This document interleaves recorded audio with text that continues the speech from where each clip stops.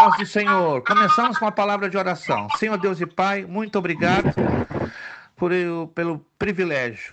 Esse é um privilégio estarmos aqui, depois de alguns dias com várias dificuldades, algumas tormentas que se entrecruzaram em nossos caminhos, mas aqui estamos. A tua graça nos basta e o teu poder sempre se aperfeiçoa nas nossas fraquezas. Por isso, muito obrigado pela nossa vida, pela vida da minha família, pela vida dos meus irmãos, por todo o esforço, por toda a dedicação, por todo o empenho, por todo o esforço que tem colocado para estarem aqui.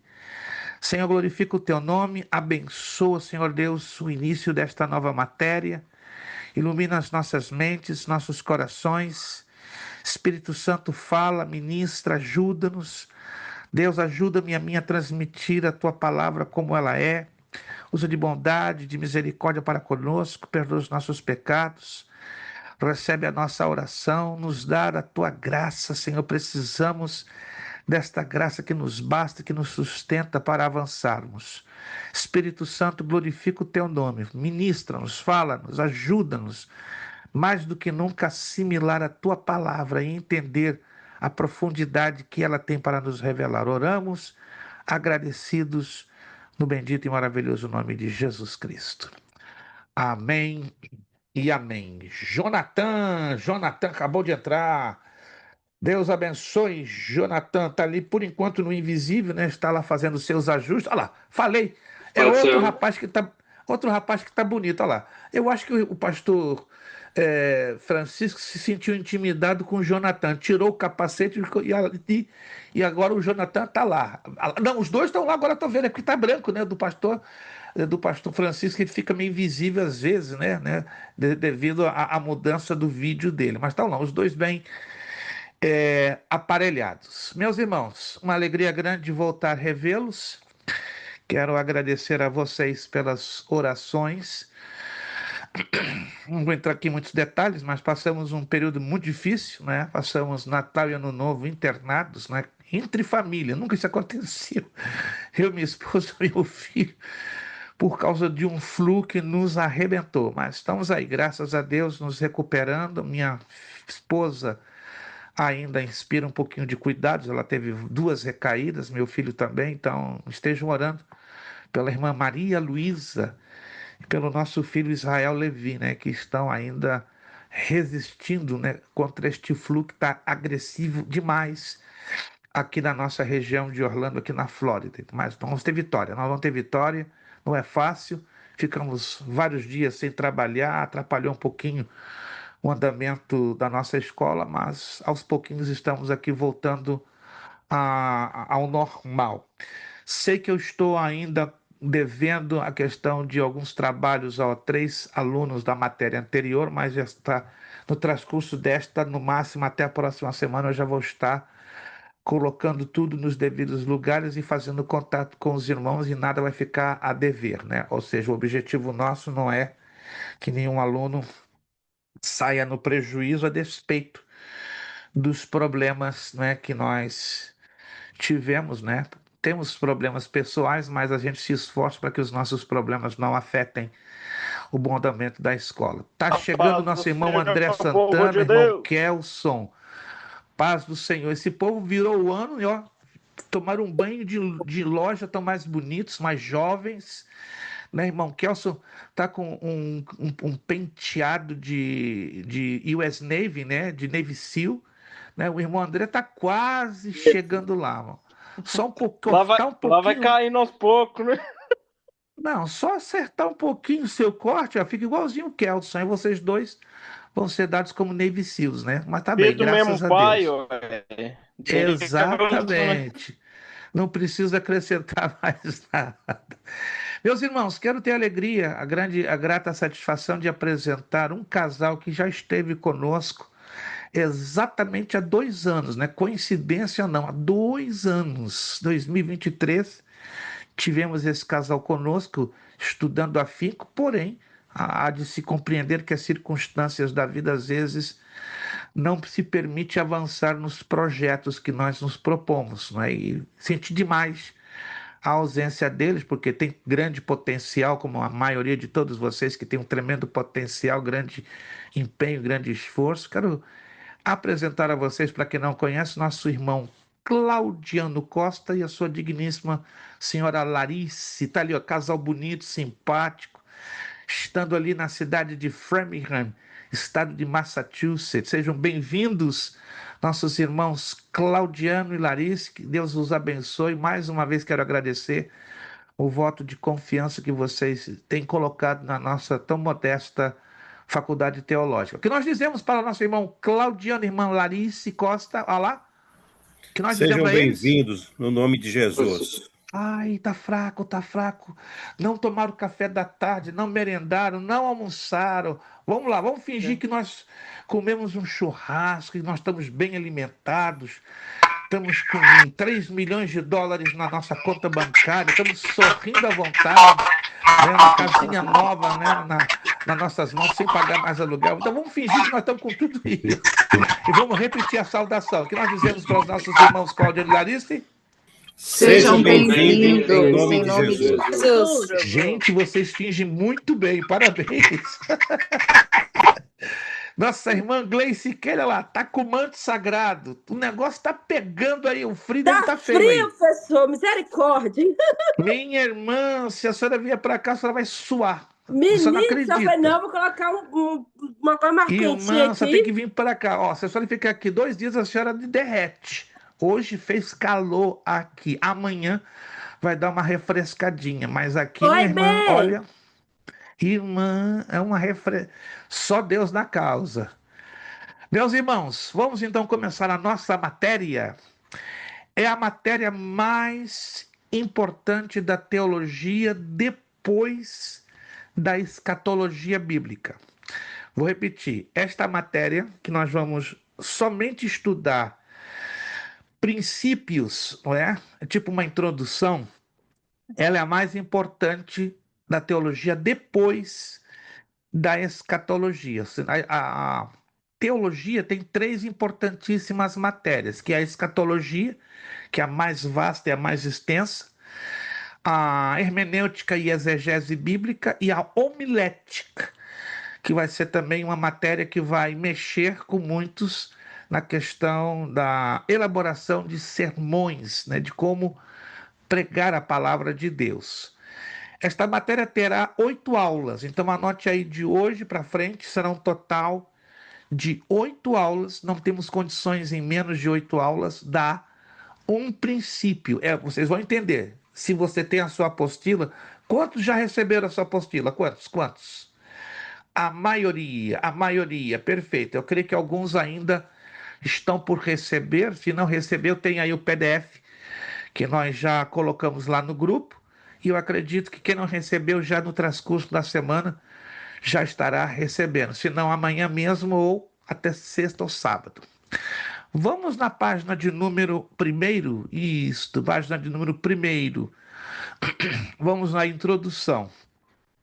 Essa matéria nós vamos consultar muito a Bíblia, vamos folhear, então eu sugiro, não estou aqui colocando como obrigatoriedade, eu sugiro que você tenha a sua Bíblia de papel. Eu entendo que alguns dão a preferência pela Bíblia digital. Ela é boa, com certeza, ela tem uma utilidade fantástica. Eu tenho 2 tabletas, uso em cada uma delas uma versão diferenciada de Bíblia digital. Tem um lado super prático, a menos que você, na sua Bíblia digital, tenha maneira de fazer anotações. Eu sei que tem programas de Bíblias digitais que você pode fazer anotações, porque esse é o objetivo da nossa sugestão, em você usar a Bíblia de papel, né? Porque você, com um caderninho do lado, você pode fazer as muitas anotações que terão que ser feitas, né? Porque se fôssemos colocar tudo nessa apostila, seria um negócio desse tamanho. Então, não seria nada produtivo. Então, o que nós vamos estudar aqui é um princípio, nada mais, é uma introdução. Porém, sendo uma introdução, nós vamos trazer um conteúdo bastante recheado, e aí haverá necessidade, com certeza, de você fazer anotações. Ou você faça dentro da sua Bíblia de papel, se você está acostumado a anotar dentro da sua Bíblia de papel, ou em um caderninho de notas. A menos, repito, que você tenha uma Bíblia digital e um programa dentro do qual você pode fazer com toda liberdade as anotações. Começando aqui na nossa apostila, em Atos 8, 30, 31, tem um texto que eu quero acreditar que a maioria de vocês já passaram por esse texto. E correndo Filipe ouviu que lia o profeta Isaías e disse: Entendes tu o que lês? E ele disse: Como poderei entender se alguém me não ensinar? E rogou a Filipe que subisse e com ele se assentasse. Quem já leu esse texto alguma vez, por gentileza? Alguma vez? Isso, eu acredito que é um texto muito comum, se usa muito, né, nas escolas bíblicas dominicais, nos cultos de ensino.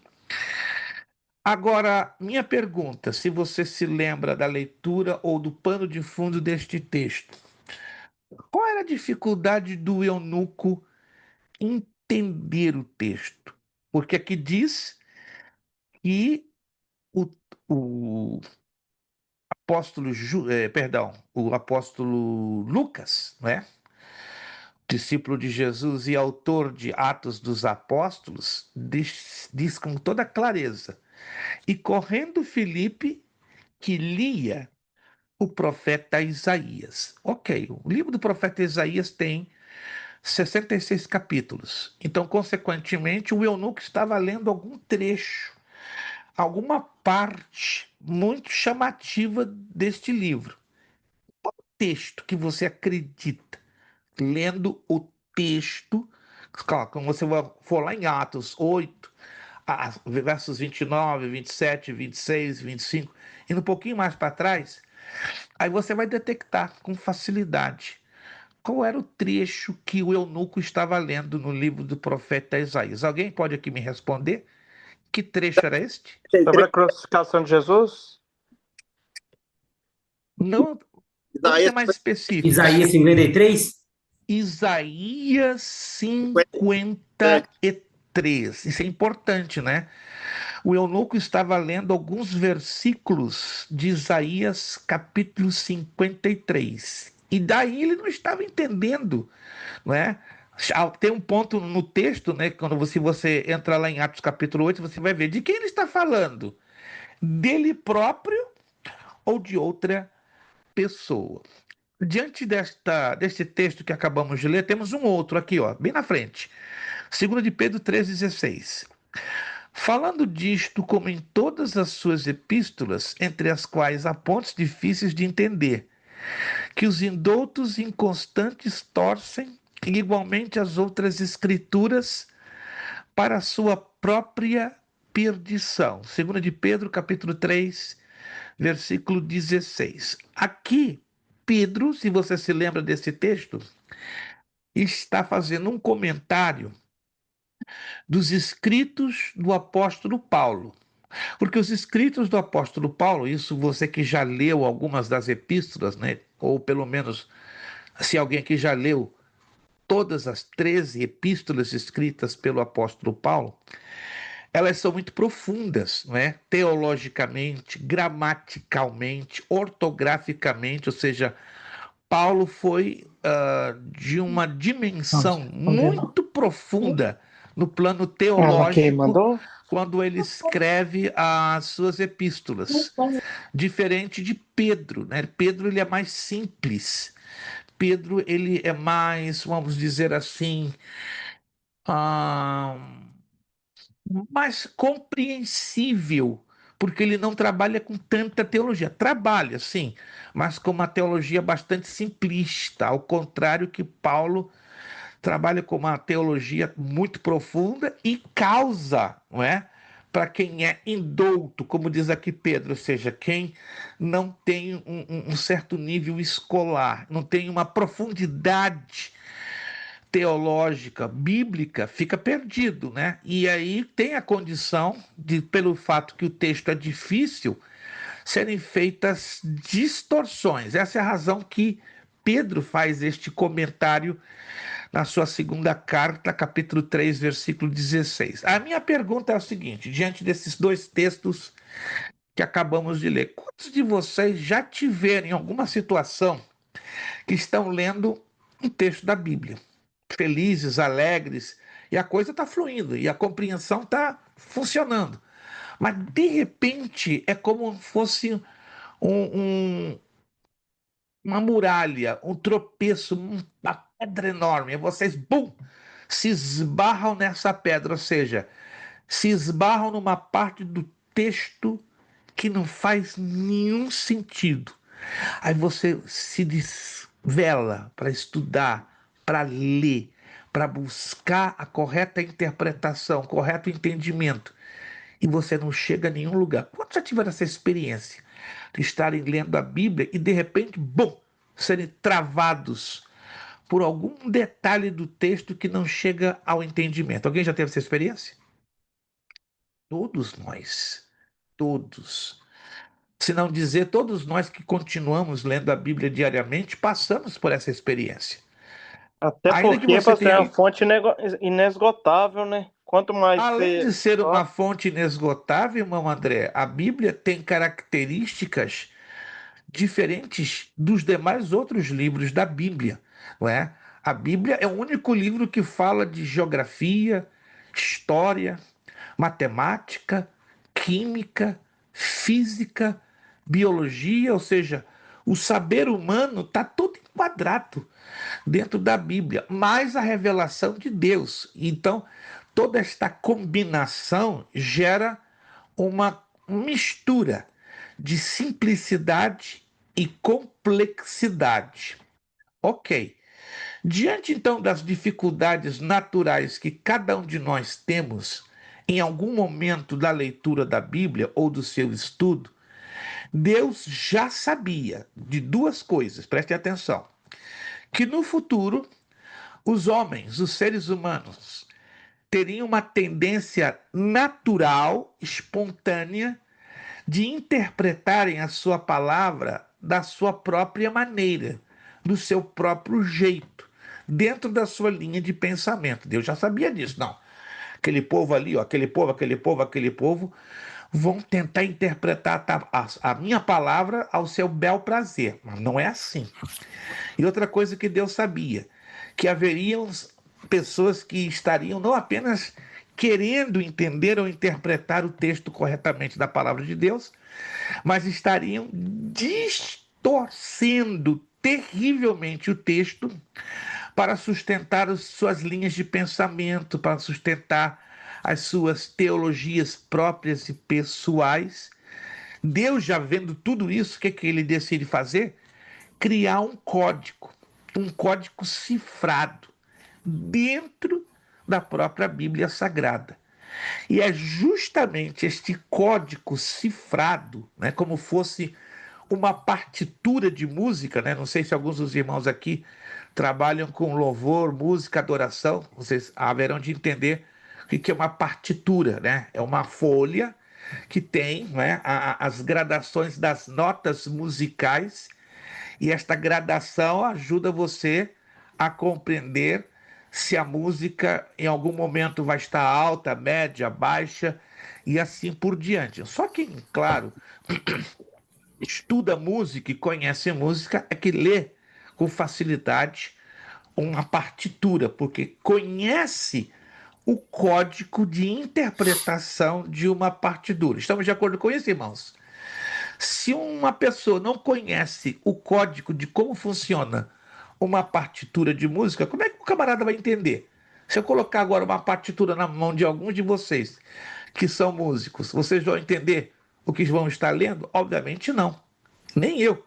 Minha esposa é música, ela trabalha na área também do louvor, ela é maestrina e ela escreve. Eu fico assustado, né, quando ela compra as folhas de partitura e ela está escrevendo. O que você está fazendo? Ué, eu estou escrevendo o hino que eu vou cantar. Meu Deus da glória, o que é isso? Da onde você tira isso, né? Ué, eu estudei, e então eu tenho essa facilidade. Ou seja, além de ela ter estudado, ela tem o dom de compor.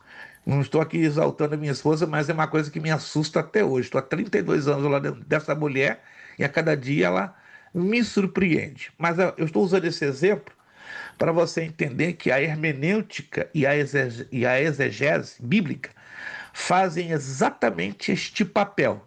É um código. E nós vamos estudar nesta matéria só os princípios de funcionamento deste código, para sabermos como interpretarmos corretamente a palavra de Deus. E, pastor, então quer dizer que provavelmente eu vou ter conflitos com alguns textos que eu imaginava que tinham tal interpretação, porém tinham outra completamente diferente. Tenho a grata satisfação de dizer isso, que alguns desses conflitos naturalmente vão surgir aqui, é normal, porque nós não nascemos sabendo. E o que sabemos, ou o pouco que sabemos, sabemos através daqueles que têm nos ensinado um pouco do que sabem da palavra de Deus. Irmão André, com a sua primeira participação. Pastor, por exemplo, a gente vai trazer uma saudação até a primeira vez, uma pregação. A gente tem uma interpretação, né? A gente estuda e mediante as pessoas que estão ao nosso redor ali, que têm mais conhecimento, pode de alguma forma, como é que eu falo, que eu coloco? De entender de uma outra forma? Sim, por que não? Que veja bem, dependendo do texto que o irmão use, aos ouvidos de quem ouve e daqueles que estão ouvindo, né, porque tudo vai depender. Um exemplo, se o irmão está trazendo, vou usar o seu exemplo, me permita. Se o irmão está usando uma saudação, usa um texto X. O irmão tem uma compreensão deste texto de uma maneira, mas ao cair nos ouvidos do povo, o povo vai dizer: opa, o que é isso? Não foi assim que nós aprendemos. Sim. Não foi assim que nós fomos ensinados. Então, naturalmente vão ser gerados conflitos de interpretação. Por quê? Porque desde a metade dos anos 90, a matéria de hermenêutica e exegese não é ensinada nas escolas bíblicas dominicais. Acredite vocês ou não. Eu me converti no final dos anos 60, né? Não sou velho, sou gasto, tá? Somente sou gasto. Me converti em 1969.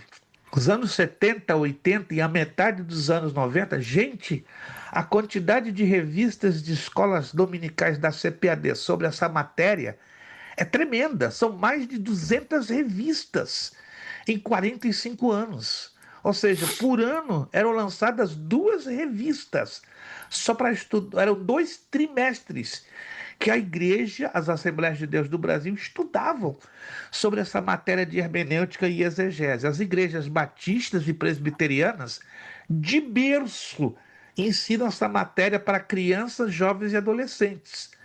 De 1995, 97, 98 para cá, desapareceu por completo o ensino da hermenêutica e da exegese. Por quê? Até hoje eu estou me perguntando, por quê? Uma matéria de tamanho calibre desaparece assim. E hoje é raríssimo você ver nos cultos de ensino, nas escolas bíblicas dominicais, esse tipo de ensino. É raríssimo. Gente, aqui na América eu estou há 25 anos.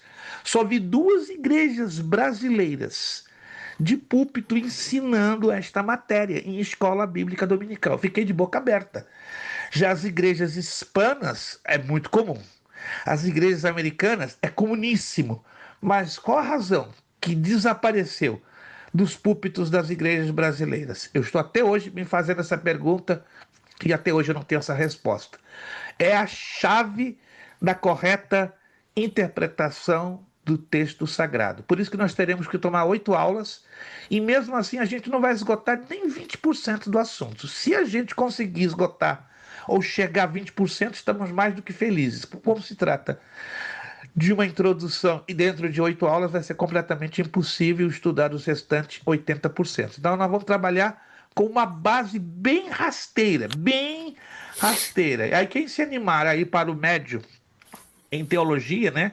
Estaremos com hermenêutica e exegese 2. Aí nós vamos entrar mais a fundo, mais profundo. Mas eu vou também fazer aqui sugestões, eu vou postar sugestões de livros que vocês podem adquirir pelo Amazon de baixo custo, que vão lhe ajudar a ter uma visão bem mais profunda da matéria. Mas vamos avançar, porque nós temos muito trabalho para colocar hoje e nas aulas que vão se seguir. Esses versículos que acabamos de ler, né, de Atos e 2 de Pedro, ou trechos bíblicos os quais temos lido acima, falam exatamente do grande drama de muitos pregadores e ensinadores da palavra de Deus até os dias de hoje. Como entender e interpretar corretamente as Sagradas Escrituras? Sem dúvida, os dedicados estudantes da Bíblia e os obreiros da seara do Mestre necessitam conhecer as chamadas hermenêutica e exegese, para melhor manejarem a compreensão do Santo Texto. Entretanto, quantos são aqueles que jamais ouviram falar das mesmas? Falei desse assunto numa igreja brasileira há 4 meses, né, na Geórgia, e todo mundo ficou assustado. O que é isso? Marca de remédio? Anticoncepcional? Remédio para emagrecimento? Gente, uma coisa impressionante. Nunca ouviram falar de hermenêutica e de exegese. Então não me assusta hoje. Entende que os líderes, sobretudo os líderes, têm noção muito básica ou zero. Básica, fraquinha ou zero. Ou seja, aqui no nosso estudo eu pretendo, com a ajuda de Deus, dar uma noção um pouquinho mais alavancada, né, para que a gente perceba a gravidade da omissão que está sendo cometida em não colocar esse assunto em pauta nos programas de ensino das nossas igrejas. Pastor, as 4 matérias que andam juntas é hermenêutica, exegese, homilética e oratória? Anda junta? A oratória está dentro da homilética.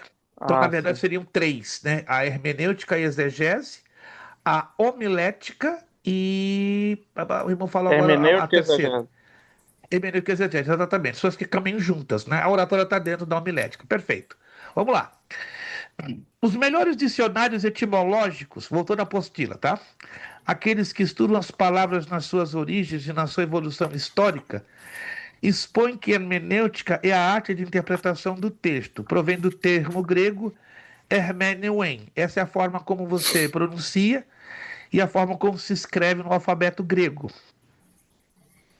Não obstante, esta ciência bíblica não está sozinha, ela tem a exegese como sua irmã gêmea, e de fato uma complementa a outra, uma depende da outra.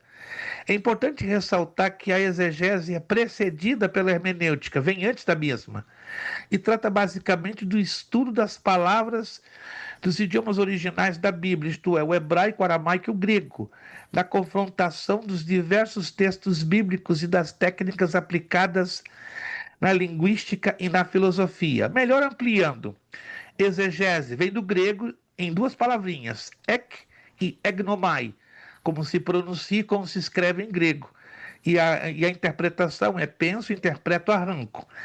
É a prática da hermenêutica sagrada que busca a real interpretação dos textos que formam o Antigo e Novo Testamento. Então vamos resumir. A hermenêutica, ela é o código que vai nos ajudar a interpretar corretamente o texto bíblico através de várias regrinhas. Nós vamos expor aqui as regras mais básicas da interpretação do texto bíblico. Por outro lado, a exegese, ela nos levará ao estudo, ainda que superficial, não é profundo, ok? Superficial da estrutura das línguas bíblicas originais. Quais são as línguas bíblicas originais? Antigo Testamento, aramaico e hebraico. Hebraico e aramaico. Hebraico, 90% do texto do Antigo Testamento e o aramaico 10%. Já o Novo Testamento, todo o seu total de 27 livros, a sua língua original é o grego koiné, ou grego do povo, ou grego popular. Então, a exegese, ela estuda por cima, da superfície, a engrenagem de como funcionam o hebraico, o aramaico e o grego koiné. Então não fiquem assustados, nós não vamos entrar num estudo de hebraico, aramaico e grego. Nós vamos passar por cima, só para a gente entender a superficialidade e a importância da exegese. Agora, preste atenção. Nós vamos estudar também uma outra palavra. Ela não vai aparecer muito no nosso estudo, mas ela será mencionada para nós fazermos confrontações. Uma coisa é exegese, com X-E, que é o estudo da estrutura das línguas originais da Bíblia. A exegese é a interpretação que eu, você, cada um de nós desejaremos dar diante de um texto que entendemos assim, assim e assado. É o famoso achismo. Eu acho, eu penso, me parece. Isso tecnicamente é chamado de exegese, mas nós vamos estudar a exegese, ou seja, o que o texto no original está nos trazendo e o que nós aprendemos em tirar as palavras para fora e dar a correta interpretação no nosso idioma. Continuando lá, muitas heresias e religiões que são consideradas cristãs estão levando a milhares de pessoas a conhecerem a Bíblia, segundo suas próprias interpretações pessoais e humanistas. Necessitamos reconhecer que a Bíblia não é um livro de interpretação humanista, senão que ela mesma oferece os recursos para sua auto-interpretação. Os fariseus procuravam viver e entender a Bíblia segundo seus rituais e pontos de vista. Jesus, entretanto, diz a cada um de nós: examinai as Escrituras, porque vós cuidais ter nelas a vida eterna, e são elas que de mim testificam. João 5,39. Muitos são os anões espirituais, porque insistem em não examinarem de fato e de verdade as santas Escrituras. Muitos estão estagnados quanto à revelação genuína e divina da palavra de Deus, porque talvez estes tenham convertido a Bíblia em um outro livro bastante diferente e estranho ao que é de fato. Por isso, faz-se necessário estudar corretamente hermenêutica e exegese, para que elas possam nos ajudar a entender e compreender e a viver plenamente o que Deus quis e quer dizer-nos em sua santa palavra. Vamos lá. Quero aqui fazer uma perguntinha e eu quero acreditar que vocês vão se lembrar. Eu quero acreditar, a menos, não é, que alguns de vocês normalmente poderiam se esquecer, né? Mas pelo menos eu quero acreditar que a maioria aqui vai se lembrar da resposta da pergunta que eu vou fazer aqui agora. Não é uma pergunta super complexa ou super difícil. Existem 4 religiões. 4. Não tem 5, nem 6, nem 7. 4. Que usam a Bíblia. Porém, eles têm a sua própria hermenêutica, ou seja, o seu próprio código de interpretação. Quais seriam essas 4 religiões, inclusive bastante conhecidas? Testemunhos de Jeová? É uma delas, perfeito. Presbiteriana? Não.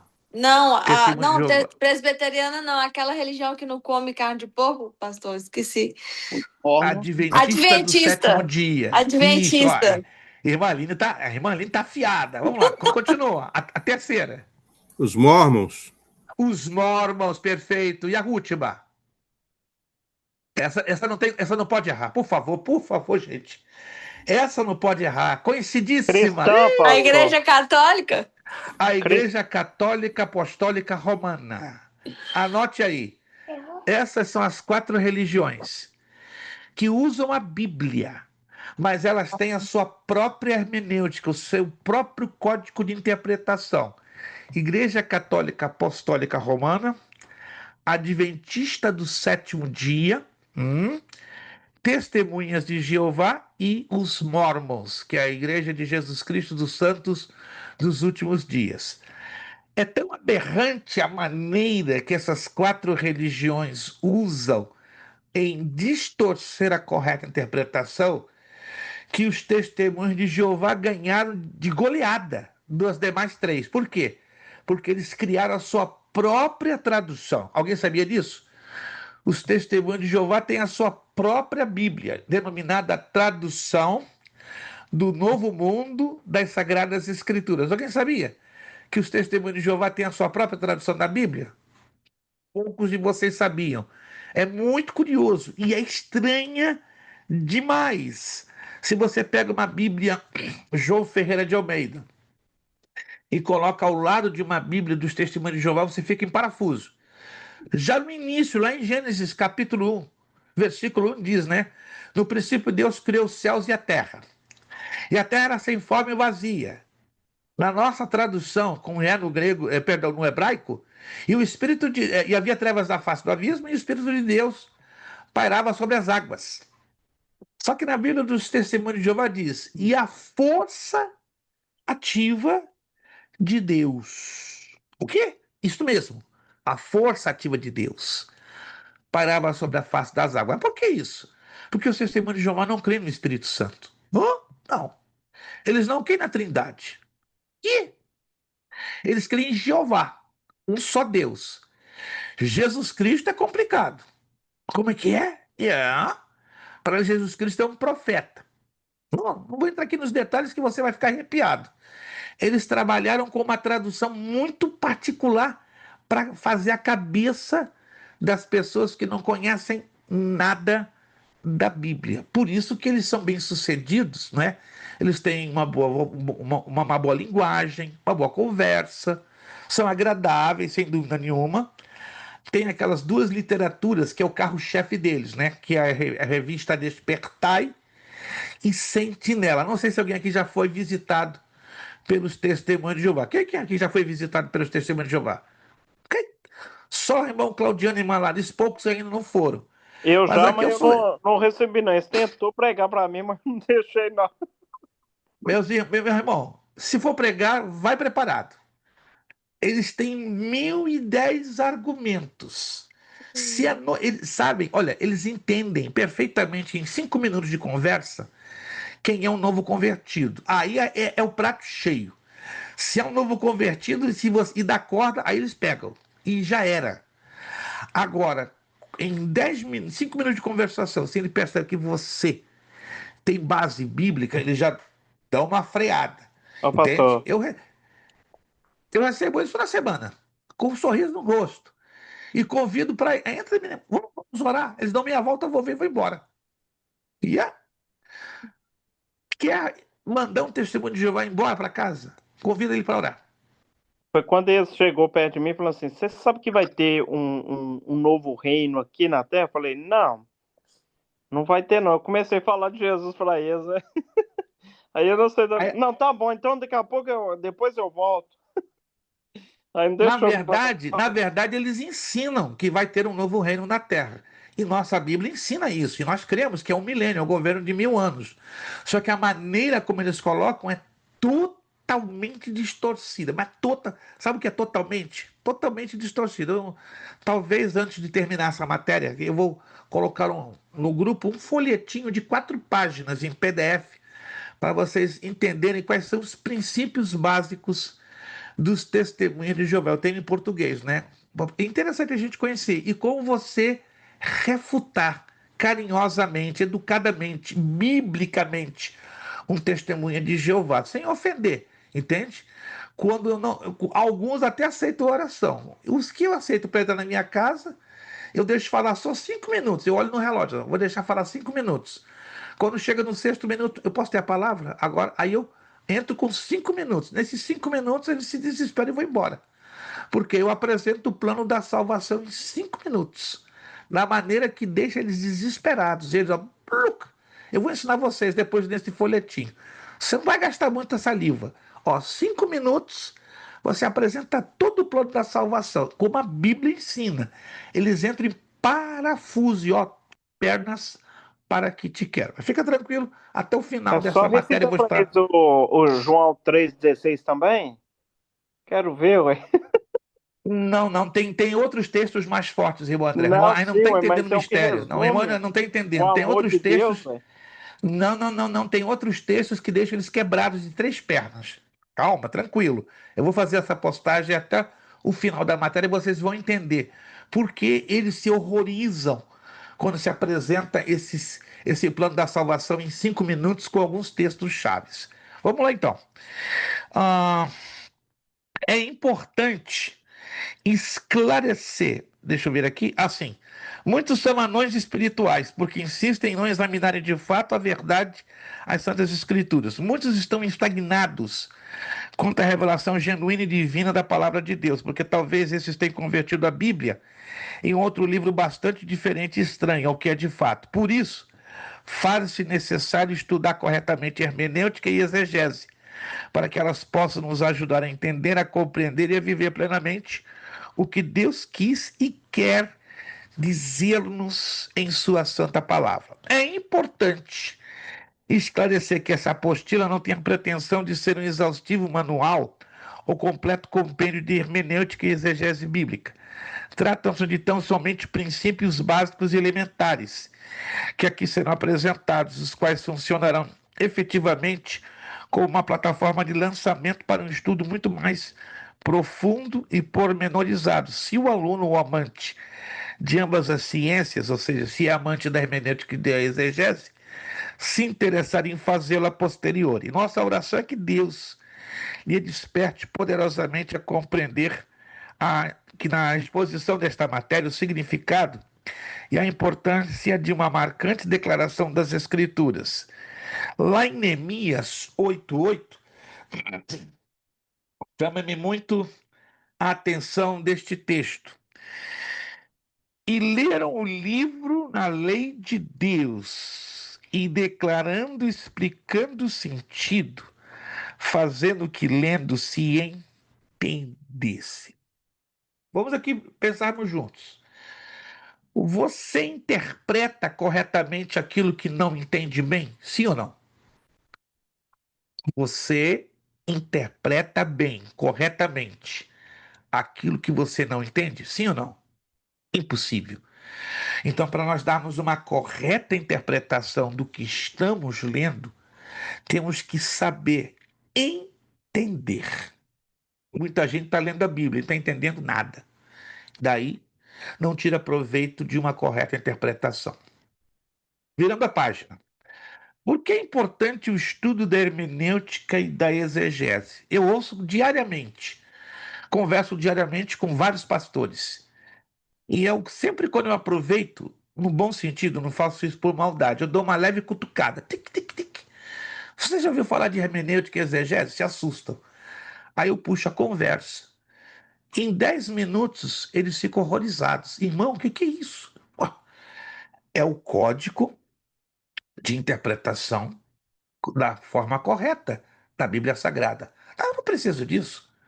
Eu já estou há 40 anos no Evangelho. Peraí. Você pode estar 40 anos, 50 anos, 60 anos, 70 anos no Evangelho.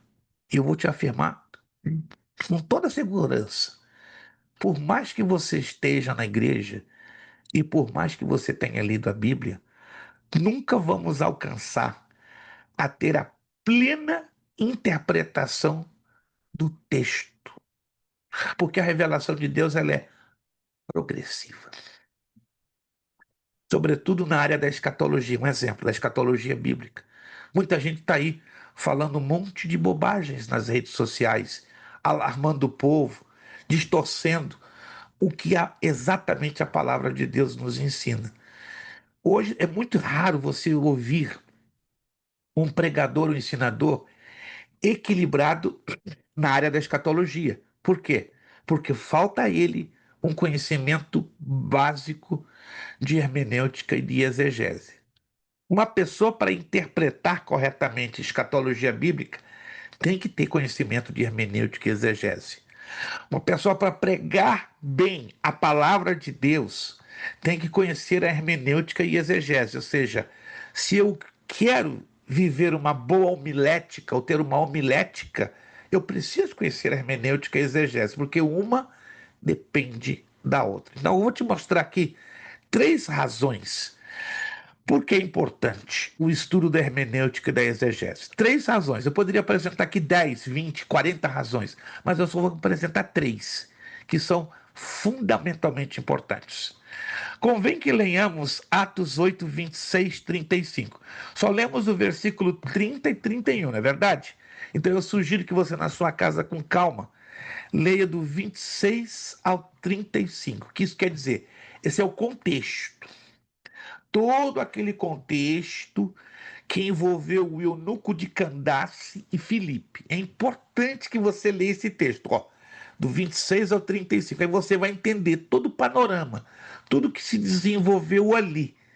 E o porquê que eu destaquei no início dessa apostila os versículos 30 e 31. Ok.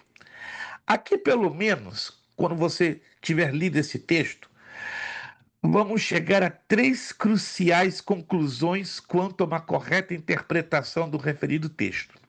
Primeiro, o próprio Pedro admitiu que há textos difíceis de entender, que os indoutos, ou seja, os não preparados, os que não estão estudando, leem a Bíblia na superfície, e inconstantes, estuda hoje, deixa de estudar amanhã, torcem e igualmente as outras escrituras para a sua própria perdição.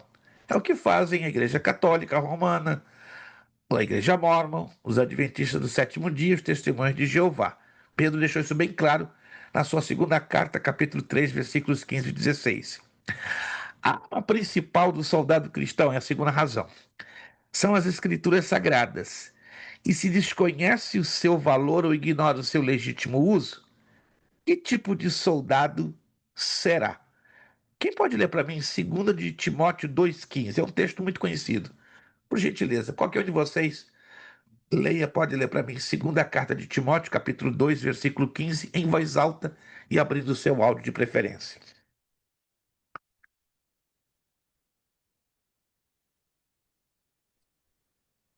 Procura apresentar-te a Deus aprovado, como obreiro que não tem que se envergonhar, que maneja bem a palavra da verdade. Não feche o texto, mantenha o texto aberto. Em 2 de Timóteo, capítulo 2, versículo 15. Por favor, não feche a sua Bíblia, mantenha o texto aberto. 2ª carta de Timóteo, capítulo 2, versículo 15. Vou fazer aqui uma pergunta chamado 3 e 1. Nesse texto que acabamos de ler, tem 3 coisas. 3, não tem 4, não tem 5, não tem 6. Tem 3 coisas que muitíssimo nos chama atenção. Se você observa o texto, você vai encontrar essas 3 coisas. Quais seriam essas 3 coisas? Apresentar-se a Deus aprovado, Apresentar-se a Deus aprovado. Perfeito, irmão Kel. Segura aí. Se Deus diz, se o Espírito de Deus, através de Paulo, está falando para Timóteo, apresenta-te a Deus, o quê? Aprovados. Quer dizer que temos os obreiros reprovados. Nem todos são aprovados. Mas aí Paulo insiste com Timóteo, apresenta-te a Deus aprovado. Perfeito. A segunda coisa que nos chama a atenção nesse texto. não tem que se vergonhar de nada, né, pastor? Que não tem que se vergonhar, que não tem que se vergonhar de nada. Tem obreiros que se envergonham em dar um testemunho, em apresentar a palavra, mais simples que seja. E isso não é cabível para um obreiro. E a terceira coisa que nos chama a atenção. Que maneja bem a palavra da verdade. Que maneja bem a palavra da verdade. Escute essa. Alguns de vocês lá na frente, se quiserem, até podem investigar isso, fazer um estudo detalhado. Se você pega esse texto no texto original, no grego koiné, você vai descobrir algo maravilhoso. Isso é muito, muito lindo. Mas, repito, nós não vamos estudar ainda essa matéria, que é lá do bacharel em teologia. noções de grego bíblico, mas se você tiver curiosidade de investigar esse texto no grego koiné, no original, você vai descobrir duas coisas fantásticas. Primeiro, Paulo aí está fazendo menção da espada romana. O quê? A espada romana, sim, senhor. Era uma espada grande, cortava dos dois lados. O escritor aos Hebreus compara a palavra de Deus como uma espada de dois fios, ou de duas lâminas, ou de duas formas de cortar, ou seja, cortava. Deixa eu aqui alcançar uma régua, isto. Seria algo assim. Aqui na minha mão tem uma régua, ok? Então a espada romana, ela cortava deste lado e do outro lado, porque as demais espadas só cortavam de um só lado, como as nossas facas. Alguém conhece faca? Aí tem na sua casa? Geralmente a faca só corta de um lado. Confere? Eu não conheço nenhuma faca que corte dos dois lados. Eu não conheço. A não De ser que repente faz a existe. lâmina nela, né, pastor? Mas de repente existe aí uma faca de churrasqueiro já inventada de dois lados que ninguém ainda me informou. Mas não existe no uso doméstico nenhuma faca que corta dos dois lados. Mas a espada romana, ela cortava dos dois lados. Oh, essa é uma particularidade. Outra coisa, a espada romana era longa e pesada. As que menos pesavam eram 3,2 kg.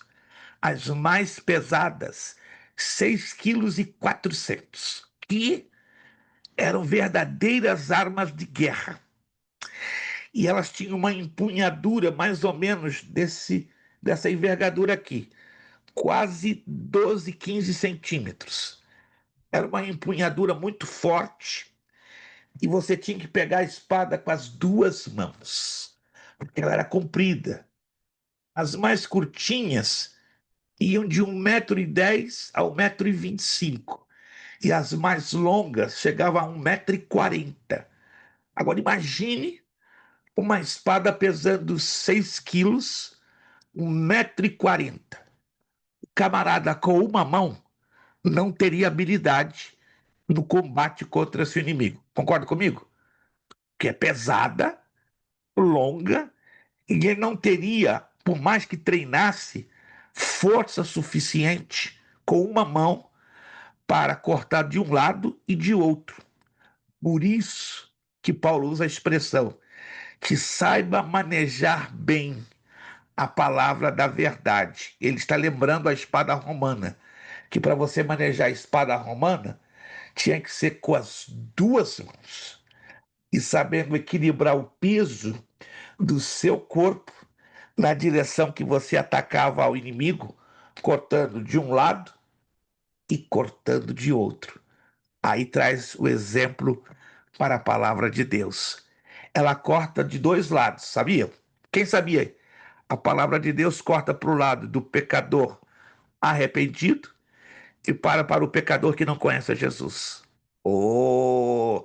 Mas quem usa a palavra tem que saber manejá-la bem. Tem que ter maturidade, tem que ter conhecimento, tem que saber como empunhar e saber manejá-la, ou seja, lançá-la para a direção correta, para dar o corte correto, o corte preciso. Alguém sabia disso? Alguém nunca ouvia falar, alguém já tinha ouvido falar disso, sobre esse texto? Não? Então, vai lá, investiga. 2 de Timóteo 2,15, no original do grego koiné, traz essa ideia linda, maravilhosa. Paulo usava muitas ilustrações concernentes ao Império Romano e, sobretudo, a armadura de Deus. Eu não vou falar aqui hoje, mas em uma das nossas aulas eu vou explicar a vocês. Porque o Espírito Santo dá a Paulo a armadura romana como exemplo da armadura espiritual que nós precisamos ter. Isso é lindo demais. São 5 armas de defesa e uma de ataque, que é a palavra de Deus, né? Até a última aula eu vou trazer para vocês, eu vou postar também no grupo, o diagrama da armadura romana, cada peça e cada uma delas relacionadas com a armadura de Deus que nos diz lá em Efésios capítulo 6. Vamos adiante, vamos adiante. Terceira razão, porque é importante o estudo da hermenêutica da exegese. As circunstâncias variadas que contribuíram na elaboração do maravilhoso livro exigem do expositor que o seu estudo seja, meticuloso, isto é, com detalhes, cuidadoso e sempre científico. Ou seja, o que o autor do livro quis dizer na ocasião quando escreveu isto, de acordo com os princípios hermenêuticos e exegéticos. Agora, redobre a sua atenção. Portanto, faz-se necessário tomar as palavras no sentido que indica, que aponta o contexto. Faz um highlight nesta palavrinha. Contexto. Essa palavra você vai ouvir durante todas as 8 aulas de hermenêutica e exegese. É a coisa mais importante, levarmos em consideração o contexto. O contexto é como fosse, vamos aqui imaginar, uma partida de futebol. Geralmente uma partida de futebol, ela é realizada exatamente aonde? Num campo de beisebol, num campo de futebol americano, numa quadra de tênis. Qual é o lugar que se realiza uma partida de soccer, futebol? Campo de futebol. Uma quadra apropriada de futebol, exatamente. Então vamos imaginar que essa quadra de futebol, de soccer, né, não é de futebol americano, seja o contexto. Então o contexto vai ser o terreno dentro do qual nós vamos trabalhar. Os elementos do time, que do futebol europeu, né, como conhecemos como soccer, são 11 elementos, não é verdade? 10 jogadores e o goleiro. Estou certo ou errado? 10 jogadores e o goleiro. Eu sou ruim de soccer, gente, porque o meu esporte preferido é xadrez e tênis. Me fala de futebol que você está falando em coreano comigo. Coreano é meu filho que fala, né? Mas eu não falo coreano de jeito nenhum. É a mesma coisa, né? Campeonato isso, campeonato aquilo. Ixi, muito mal eu assisto a Liga Espanhola e a Liga Inglesa. Muito mal. Porque eu gosto tanto da Espanha como da Inglaterra. Mas fora isso, não me convide para conversar sobre futebol. Eu sou 10 zeros à esquerda e mais 40 à direita. Mas vamos lá. Vamos tomar o contexto como essa quadra de futebol e os jogadores como os elementos da hermenêutica e da exegese.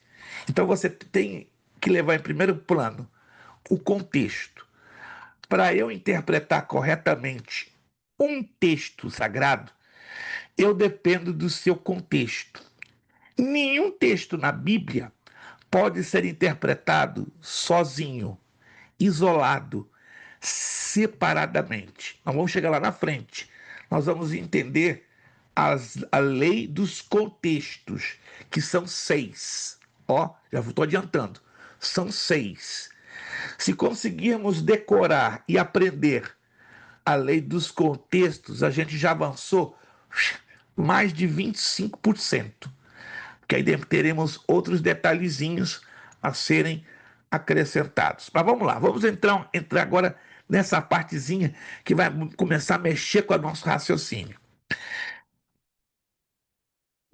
É fácil e necessário tomar as palavras no sentido que indica que é ponto contexto, ou seja, os versos que estão antes e depois daquele texto que se estuda. É importante consultar o texto imediato e remoto. O que é o texto imediato? Os versículos que estão antes e depois. O que é o contexto remoto? Os versículos que estão espalhados por toda a Bíblia, mas que falam do mesmo assunto. Anote isso aí. O contexto remoto fala dos versículos da Bíblia que falam do mesmo assunto do texto que está sendo estudado. Olha essas duas situações aqui. É possível provar com a Bíblia Sagrada o ateísmo, pois nela encontra-se a afirmação: não há Deus. 2 alunos, por favor. Me leia o Salmo 14:1 e o outro o Salmo 53:1, por gentileza. Salmo 14:1. Quem pode ler para nós? Diz o tolo no seu coração: não há Deus. Tem-se corrompido, fazem-se abomináveis em suas obras. Não há ninguém que faça o bem.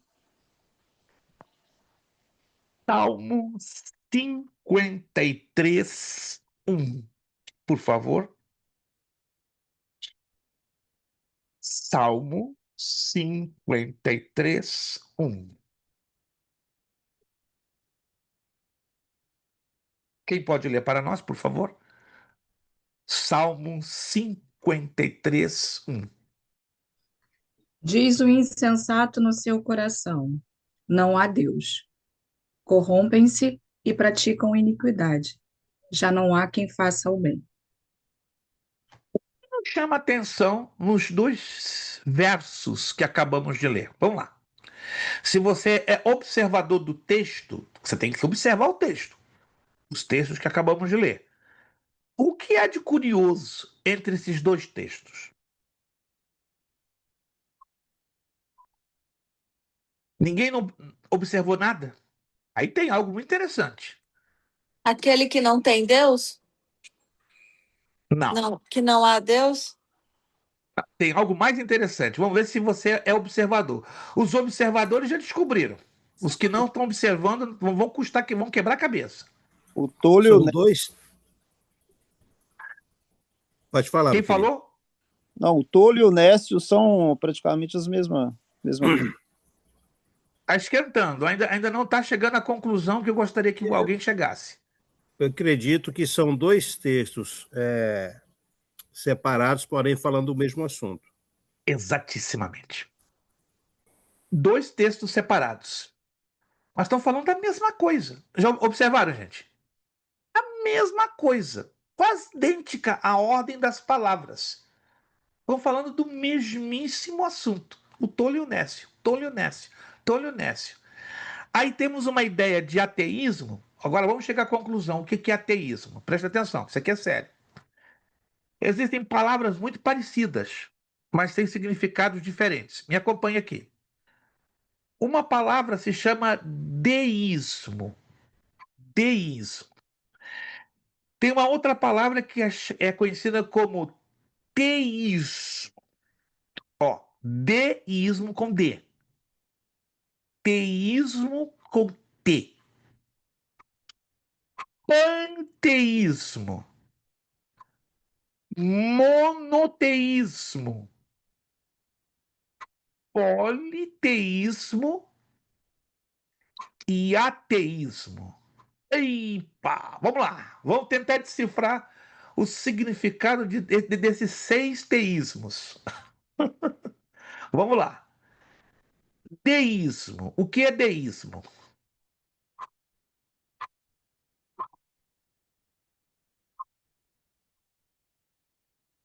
Silêncio no tribunal. Rapaz, eu não imaginava que essas palavrinhas iam conseguir deixar todo mundo quieto.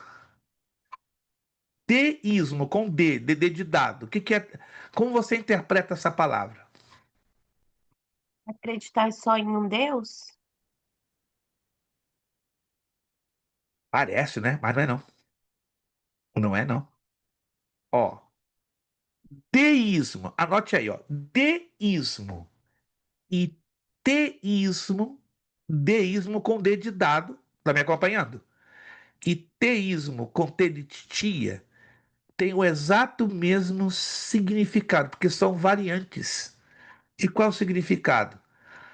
A crença na existência de Deus. Não é de um só Deus. Preste atenção com a diferença.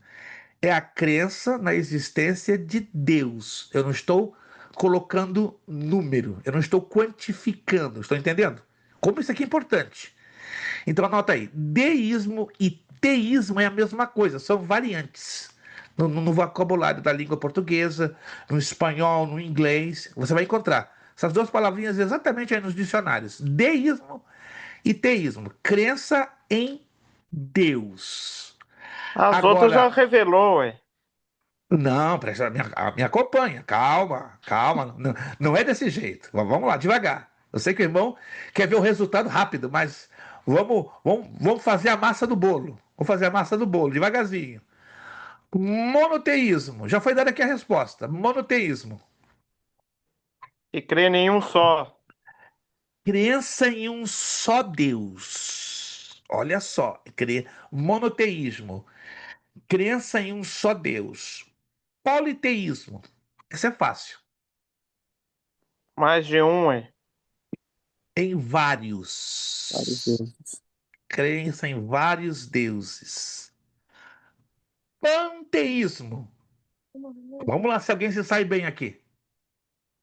Panteísmo. O prefixo grego é panta.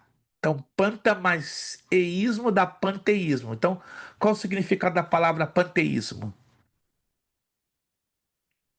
De novo, silêncio. Anote aí, panteísmo. Deus em tudo e em todas as coisas. É o princípio que os espíritas kardecistas têm. Eu não sei se você conhece, eu tenho algum amigo, conhecido, familiar que é espírita, kardecista. E os espíritas kardecistas creem na reencarnação. Já ouviram falar da reencarnação? Eles acreditam que quando uma pessoa morre, o espírito se reencarna em um objeto ou em uma outra pessoa. Tem um senhor que é um amigo, temos um carinho muito grande por ele, falamos de Jesus para ele já há mais de 40 anos, mora hoje na Argentina, e quando eu fui visitá-lo, ele emocionado quis me apresentar a mãe dele. Eu achei estranho, ué.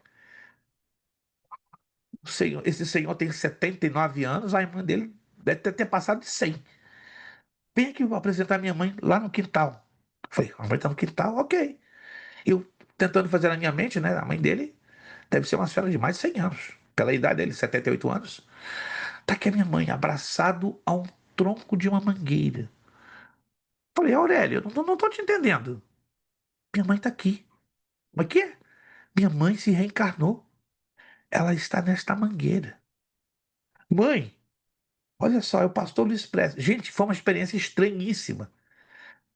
Ela vai cumprimentar o senhor. Presta atenção. Lá naquele ramo. Ali eu presenciei ao vivo e a cores uma sessão espírita. Não estava soprando uma gota de vento. O ramo da mangueira fez isso. Em cima da minha cabeça. Eu falei, que isso, meu Deus? Mãe, só está contente com a sua visita de novo? Solta aí uma fruta. Parece uma piada que eu estou contando isso para vocês, né? Fez isso e soltou uma manga que caiu nos meus pés. Eu falei, rapaz, saquei expressão espírita grosseira. E aí eu tive a oportunidade mais uma vez de falar de Jesus, Aurélio. Isso não é tua mãe. Isso é uma manifestação estranha, sobrenatural. Eu tive ousadia, porque eu tenho, né? Ele está vivo ainda, já está com 82 anos. Mas Jesus que é bom, nada. Então os espíritas são panteístas, ou seja, eles creem que o espírito da pessoa, depois que ela falece, ela se incorpora, ela se reencarna em um objeto, em uma árvore, em um cachorro, em um pato, em um gato, em uma montanha. É absurdo? É. Mas essa crença vem lá da antiga Babilônia e da antiga Grécia. Aí temos o ateísmo. Vamos lá. Ateísmo. E não acredita em Deus. Não. Isso é gramática da nossa língua portuguesa, que é bem complicada, né? Toda palavra que começa, na maioria das É vezes, com contra Deus. não, é pouco pior. A, toda palavra, o A é um prefixo. Quando você estuda língua portuguesa, você vai descobrir que o a é um prefixo. O teísmo é a raiz da palavra. Então, a prefixo, a raiz da palavra teísmo. A quer dizer negação. Ó, nega o que sabe que existe. Preste atenção. Todo ateu sabe que Deus existe. Todo ateu, anota isso aí. Todo ateu sabe que Deus existe, mas ele nega. Ele luta a vida inteira até a morte negando a existência de Deus. Como é que eu vou negar algo que eu já sei que existe? Eu não posso negar o invisível, ou seja, eu não posso negar aquilo que eu não sei que exista. Eu só posso negar aquilo que eu tenho por regra que existe. Anotado então? Então, esse texto que acabamos de ler é o texto que muitos usam para defender o ateísmo, ou seja, a negação da existência de Deus. Mas anote e repito uma vez mais: todo ateísta, todo, sem exceção nenhuma, conversa com um ateu. Lá no fundo, você vai cutucar ele, bum! Ele vai confessar que ele nega a existência de Deus, nega aquilo que ele sabe que existe. A outra segunda declaração, essa é mais estranha. Carta aos Romanos, capítulo 7, do verso 1 ao 6. Abra sua Bíblia. Agora aqui, redobre a sua atenção. Pastor, perdão que eu me perdi. Então é o deísmo, teísmo, monoteísmo, tem um outro. Teísmo, politeísmo e ateísmo. No monoteísmo, a crença em um só Deus. Politeísmo, em vários deuses. Panteísmo, Deus em tudo e em todos. E ateísmo, negação da existência de Deus. Carta aos Romanos, capítulo 7. Aqui vai pegar. Por favor, tenha toda atenção nessa leitura. Toda atenção. Preste atenção, por gentileza. Gruda os teus olhos nesse texto. E a pergunta que eu vou fazer ela é muito simples, mas você só saberá respondê-la se você estiver, lendo o texto. Eu vou ler aqui do meu lado. Não sabeis vós, irmãos, pois que falo aos que sabem a lei, que a lei tem domínio sobre o homem por todo o tempo que vive. Esse é o versículo 1. Versículo 2. Porque a mulher que está sujeita ao marido, enquanto ele viver, está-lhe ligada pela lei. Mas morto o marido, está livre da lei do marido. De sorte que, vivendo o marido, será chamada adúltera, se for do outro marido. Mas morto o marido, livre está da lei, e assim não será adúltera, se for do outro marido. Assim, meus irmãos, também vós estáis mortos para a lei pelo corpo de Cristo, para que sejais doutro, daquele que ressuscitou dentre os mortos, a fim de que demos fruto para Deus. Porque quando estávamos na carne, as paixões do pecado, que são pela lei, operavam em nossos membros, para darem fruto para a morte. Versículo 6. Mas agora estamos livres da lei, pois morremos para aquilo em que estávamos retidos, para que sirvamos em novidade de espírito e não na velhice da letra. A pergunta é a seguinte: são duas. Quantas vezes no total aparece a palavra lei na leitura dos versos 1, 2, 3, 4, 5 e 6? Essa é a primeira pergunta.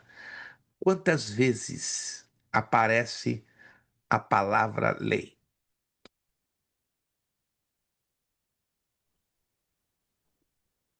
Aí você tem que observar o texto. Se você não observar, não vai saber responder. É só contar. Pastor, é Romano 7, pastor. 7, 1 ao 6. 7 vezes. 7. Não, leia de novo, com mais atenção. Parece 7 vezes, mas não são 7 vezes. Leia de novo com bastante atenção.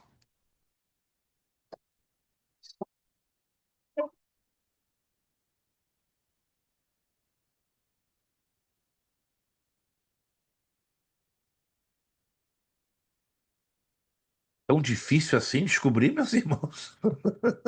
É só contar, é só você ler os 6 versículos e você vai encontrar a ocorrência. Quantas vezes a palavra lei aparece? Entre os versículos 1, 2, 3, 4, 5, 6. 8. 8. Oh, meu Deus. Obrigado, irmão Kel. Salvou o povo, salvou a pátria, salvou a lavoura. 8 vezes. Anote aí. Entre o versículo 1 e o versículo 6, capítulo 7, aos Romanos, a palavra lei aparece 8 vezes. A outra pergunta, essa aqui vai ser tremenda. Você acredita que cada uma dessas ocorrências da palavra lei falam da mesma coisa ou de coisas completamente diferentes? Vamos lá. O que vocês acham? Não dá a mesma coisa, pastor. Não? 20 diferente. No versículo 1, não sabeis vós, irmãos, porque falam que sabem a lei, que a lei tem domínio sobre o homem por todo o tempo que vive? A primeira lei é a lei mosaica, a lei de Moisés. Depois, a segunda lei é a lei civil. Oh! E aí vai por assim por diante. São 8 tipos de lei. Nós saberíamos saber distinguir cada uma desses 8 tipos? Acredito que não.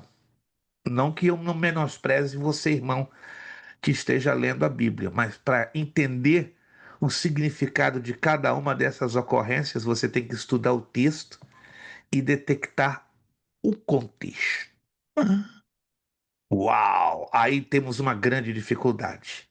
Se você pega a mesma palavra, ela não tem o mesmo significado dentro do seu texto, porque nós temos que nos guiar pelo seu contexto. Vamos chegar lá rapidinho, a lei dos contextos. Vamos um ponto aqui, 2. Ó, o negócio vai ficar um pouquinho mais apertado agora. Vocabulário do escritor. Enquanto for possível, é necessário tomar as palavras no seu sentido usual e ordinário. É absolutamente necessário tomar as palavras no sentido que indica o conjunto na frase. Tenha isso em mente. Eu não posso interpretar nenhuma palavra no texto bíblico que eu estou lendo de forma isolada. A interpretação da palavra no texto, não importa qual seja ela, depende do conjunto. O conjunto em si vai me ajudar a determinar lá no final o significado daquela palavra. Ok, vamos então agora avançar um pouquinho mais. Olha só. Primeira carta de João, capítulo 3, versículo 4. Abra sua Bíblia, né? Nós vamos fazer umas observações nesse texto que eu sei que não é comum. Creio que nenhum de vocês observaram o que eu vou aqui mostrar para vocês.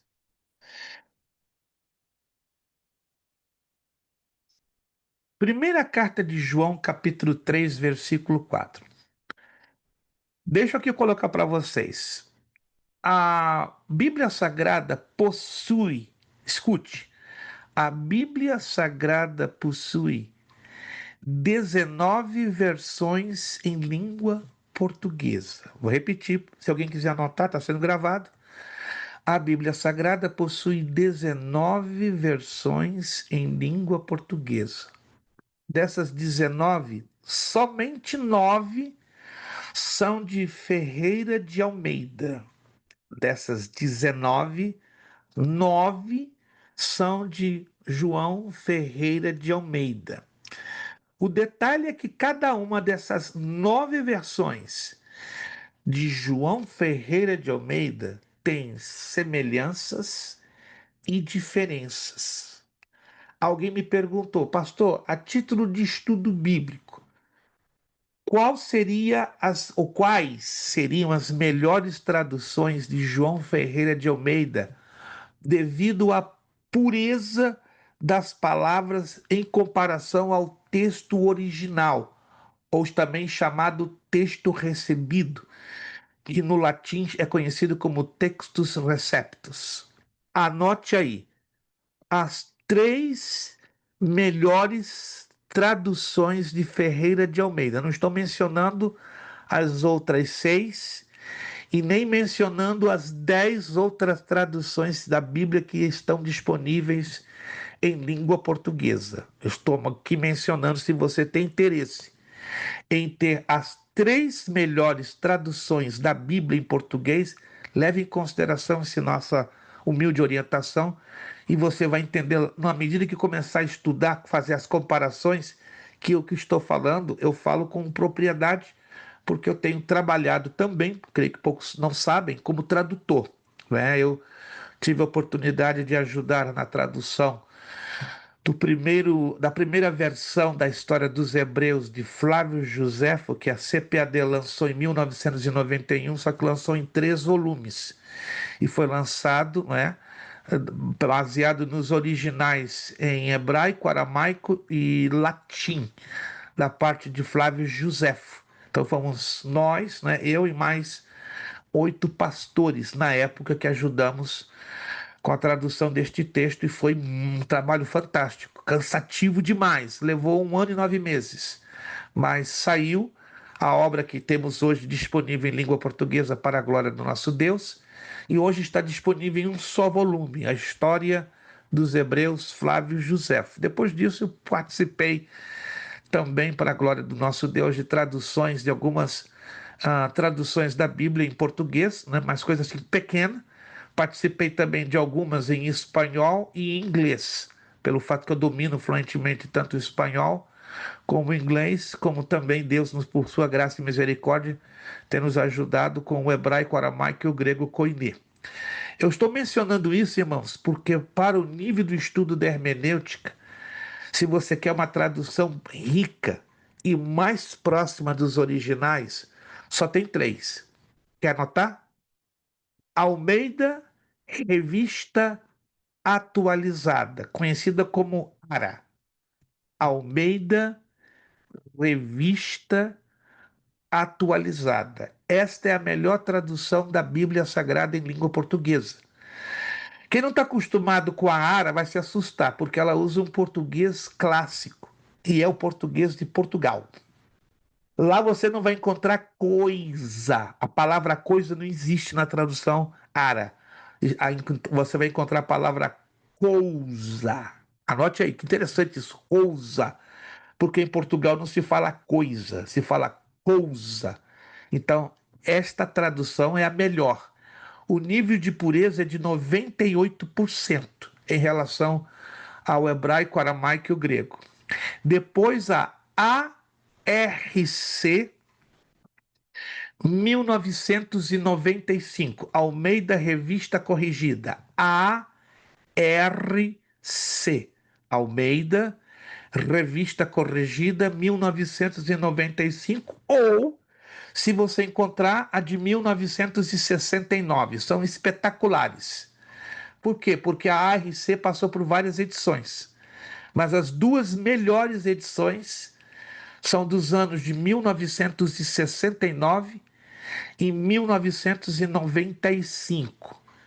Temos de 2015, de 2019 e recentemente lançaram a de 2021. Mas as 2 melhores, ARC, Almeida Revista Corrigida, são de 1969 e 1995. E a terceira, ACF, Almeida Corrigida Fiel. ACF, Almeida Corrigida Fiel. Eu poderia dar uma quarta, eu vou dar uma quarta. EC, Edição Contemporânea. Quem já ouviu falar da Bíblia Thompson? Bíblia Thompson, alguém já ouviu falar? Conhecem? Alguns de vocês a têm? Dá uma olhadinha lá. Abre a Bíblia Thompson lá na primeira capa. Edição Contemporânea. Isso, olha lá. Ricardo. Ô, Ricardo! Tá me provocando para te dar uns 25 pontos, só por causa dessa apresentação. Vou te dar, Ricardo, eu não vou prometer não, eu já te dou, Ricardo. Só por causa da apresentação do Ricardo, já ganhou 25 pontinhos. Ei, meu Deus, né? Ricardo tá ligado. Meu Pai Celestial. Ricardo, 25 para ti, tá? Fica ligado. Abra lá na sua Thompson com calma e você vai ver, ó, edição, tá bem na primeira página, edição contemporânea, que quer dizer, é a tradução desta Bíblia. Ela é muito boa. Então, essas são as 4 melhores traduções da Bíblia em língua portuguesa. Nesta ordem que eu disse, né? ARA, ARC 1995 ou 1969. ACF tá ali, a irmã Gleice Kelly, a Bíblia Thompson. Parabéns, irmã Gleice. Você também tá ligada. Mas só o Ricardo que levou Pastor, hoje o prêmio, né? Fale. a minha é da Thompson, mas está falando Almeida Edição Contemporânea Revisada. 100%, é a mesma, é a mesma, Ah, é a ok. mesma, é a mesma, sendo edição contemporânea, porque ela passou por uma revisão recentemente, em 2020, mas ela continua praticamente quase que o mesmo texto, e ela é um pouquinho diferente. Pastor Francisco, por gentileza. Ô, pastor, o que é que o senhor fala da nova Almeida atualizada? Tem várias deficiências. Inclusive passaram, quando na época, o irmão pode não acreditar, eu não sou ninguém, né? Eu sou um grãozinho de areia no meio de um gigantesco oceano. Mas os editores da NAA me mandaram uma cópia para que eu pudesse dar uma leve avaliação. E eles não gostaram. Quando eu dei a minha sincera avaliação, eu disse: vem cá, isso aqui deixa muito a desejar. O que vocês estão querendo editar não faz parte do texto original. Não, nós temos que trabalhar com um texto mais moderno, na base da equivalência dinâmica. Mas, camarada, eu falei com muito respeito a esse pastor, mas o texto da equivalência dinâmica ela é uma paráfrase. Está aí a nova versão internacional, que distorce muito o texto, né? Só para os irmãos terem uma ideia, bem rápido. A nova versão internacional, a NVI, lá em Mateus 26, 26, diz o seguinte: ao invés de dizer, isto é meu corpo, que é partido por vós, sabe o que a NVI diz? Este, preste atenção. Há uma diferença brutal entre você dizer este e isto. Isto é pronome demonstrativo, aponta para um símbolo. Este é uma afirmação concreta que aquilo é o que é. Porque a NVI ela é uma tradução ecumênica que foi criada para atender os interesses da Igreja Católica Romana e dos espíritas. Então é uma tradução que foi criada para agradar o povão, que não conhece absolutamente nada de traduções da Bíblia, infelizmente. Com exceção dos batistas, presbiterianos e metodistas, que conhecem a fundo as traduções da Bíblia, já as outras denominações estão aí no ar, infelizmente. Então, por isso que a NVI ganhou muita popularidade. Então, muito cuidado com a NVI. Não estou dizendo para você jogar lá fora. Só que ela distorce muita coisa do sentido original e atrapalha a interpretação correta dentro da luz da hermenêutica. Então, tenho a lamentar que a NAA, Pastor Francisco, ela é muito parecida com a NVI. Vamos dizer que é uma NVI melhorada. Entende? Eu tive a oportunidade de ler todo o texto da NVI, me deram de presente, que me deram pedindo uma opinião minha. Eu fui sincero e não gostaram. Ok. Eu não participo da equipe de tradução da NAA, só que deu uma tradução que poderia ser muito melhor se fosse usado o texto recebido, ou seja, o texto receptus. Mas os editores acharam por bem lançar uma tradução que atendesse digamos assim, aos interesses da juventude de hoje. Ok. Ela, como Bíblia de estudo, é muito boa. Ela é excelente. Os recursos é de arrebentar. O texto deixa bastante a desejar. O texto tem 84% de pureza. Só para eu ter uma ideia, tá? Vamos então voltar aqui rapidamente, porque eu tenho 10 minutos para terminar essa classe. Irmão, não se assuste, é só o começo, para você ver como essa matéria ela é de um calibre, de uma importância gigantesca. 1 de João 3,4. Eu vou ler na Almeida Revista Atualizada. Está aqui na apostila, tá na apostila. Todo aquele que pratica o pecado também transgride a lei, porque o pecado é a transgressão da lei. Na Almeida, edição contemporânea, ou seja, da Bíblia Thompson, vai dizer o seguinte: todo aquele que comete pecado transgride a lei, pois o pecado é a transgressão da lei. Alguém percebeu que tem uma diferença entre praticar e cometer? Praticar, preste atenção, fala de um ato contínuo. Concorda ou não? Praticar é um ato contínuo. O cometer não implica no ato contínuo. Fulano cometeu aquela transgressão. A menos que seja determinada na frase a duração do tempo, então esse cometer, quando ela não tem um predicativo, um advérbio de tempo, o que implica? Que foi uma única vez. A menos que o texto diga, fulano cometeu esse erro pela 5ª vez, pela 10ª vez, pela enésima vez. Mas aqui o texto não especifica o tempo. Então, há uma diferença entre cometer e praticar. Aí abrem leques variados para interpretação. É só um exemplo. Virando a página, virando a página. Virando a página. Não se assuste. Quando você virar a página, você vai ver o mesmo texto como está nos originais em grego. O grego usa um alfabeto totalmente diferenciado. Mas embaixo você está vendo ali, ó, transliteração. Alguém está lendo ali? Transliteração? A transliteração é como você pronuncia esse texto no grego, que diz aqui, ó, pas hopoion, terramartian kai teanomian, poien kai renhamartian esti reanomia. A palavra que eu sublinho aqui, você está vendo, né, tanto no texto grego como na transliteração, é anomia, que quer dizer lei. É só para você entender um pequeno exemplo de diferenças nas traduções. Na primeira carta de João também, deixa eu ver aqui qual é o versículo.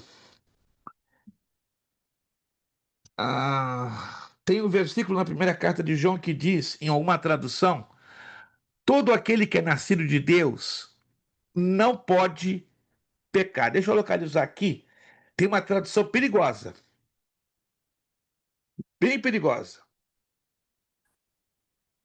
Todo aquele, deixa eu ver aqui qual é a tradução. Todo aquele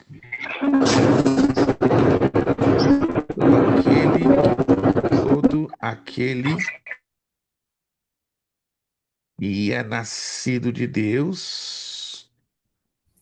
3:9, né? 3:9. Alguém tem essa tradução? Todo aquele que é nascido de Deus não pode pecar? Quem de vocês tem essa tradução? Se você tem essa tradução, cuidado, ela é perigosa. Ela é perigosa. Por quê? Alguém está me acompanhando? Quando eu leio nesse texto, todo aquele que é nascido de Deus não pode pecar, que implica na tradução ou na interpretação? Que no momento que o camarada, o indivíduo, nasce da parte de Deus, ele não tem condições de pecar. Você concorda comigo ou não? Quando eu sustento o texto dessa maneira, todo aquele que é nascido de Deus não pode pecar. Alguém está me acompanhando, gente? Isso é sério. Isso é grave. Os presbiterianos se agarram com esse texto para dizer que o crente ele é salvo uma vez e salvo para sempre. Ele usa esse texto para dizer que a salvação não pode ser perdida. É um Ô, dos vários pastor, textos. a minha versão aqui tá assim: qualquer que é nascido de Deus não vive na prática do pecado, Essa é a porque a sua tradução semente correta. permanece nele e não pode Essa é a viver pecando, correta. porque é nascido Tranquilo. de Deus. Isso.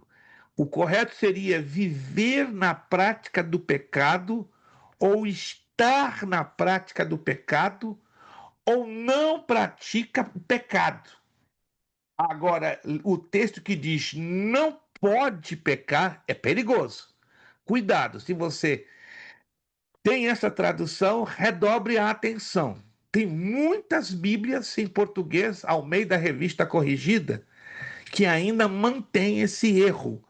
A maioria já foi corrigida, tá? A maioria das Almeidas Revista Corrigida já foram corrigidas esse ponto. Mas tem algumas que estão no mercado que afirmam exatamente isso. Não pode pecar. Fica Ô, atento, pastor, mas porque esse isso aí, qualquer aí implica num todo, não? sim, mas o problema não é o aquele ou qualquer, é o não pode pecar. Entenda isso. O problema está no não pode. Eu estou fazendo, o texto está querendo fazer uma afirmação. O André nasceu da parte de Deus, então o André não tem condição de pecar, entendeu? Aí dá BO, dá zebra, dá problema. Concorda comigo? Porque tanto o André como o Luiz Prestes, como qualquer um de nós continuamos pecando, infelizmente. Continuamos, né? Não porque queremos, é porque é parte da nossa natureza corrompida. Mas vamos continuar lá. Ponto 3. Ponto 3. O intuito do escritor é preciso tomar em consideração o desígnio ou objetivo do livro ou passagem que ocorrem as palavras ou expressões obscuras. Esta regra tem importância especial quando se trata de determinar se as palavras devem ser tomadas em sentido literal ou figurado. Para não incorrer em erros, convém também deixar guiar-se pelo pensamento do escritor e tomar as palavras no sentido que o conjunto do versículo indica. Estamos perto de terminar a nossa aula. Eu não quero entrar aqui agora nesses exemplos, porque vai tomar mais de 15 minutos e a gente vai fazer a aula muito extensa e eu não quero fazer isso. Mas abra a o Evangelho de João, capítulo 10. Com esse texto, nós vamos descobrir que existem 3 formas de interpretar a Bíblia. Evangelho de João, capítulo 10. Evangelho de João, capítulo 10. Vou esperar que todos abram suas Bíblias no Evangelho de João, capítulo 10, e vamos ler os versículos 9, 10 e 11. Evangelho de João, capítulo 10.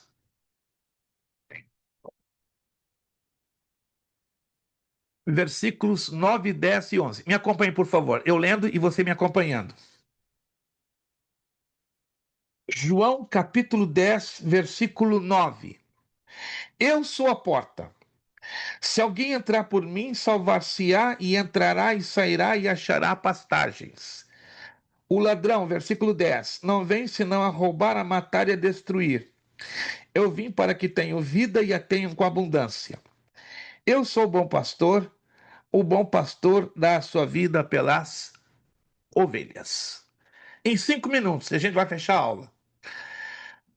3 formas de você interpretar a Bíblia. Não está na apostila. Você vai encontrar isso lá quase no final dela.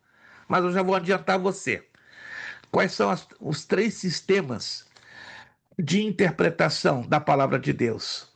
Através de símbolos, figuras e literalmente. O quê? Para eu interpretar um texto, eu tenho que fazer a seguinte pergunta. Este texto aqui é um texto que me apresenta uma interpretação simbólica, baseada em um símbolo? Esse texto aqui me dá uma interpretação baseada em uma figura, em uma retórica? Ou é um texto que tem o literal, que é exatamente como está aqui? Vamos lá? Versículo 9. Eu sou a porta, se alguém entrar por mim, salvar-se-á, entrará e sairá pastagens. Aqui é uma interpretação simbólica, figurada ou literal? Figurada. Figurada. Excelente, irmão André. Segura aí. Figurada.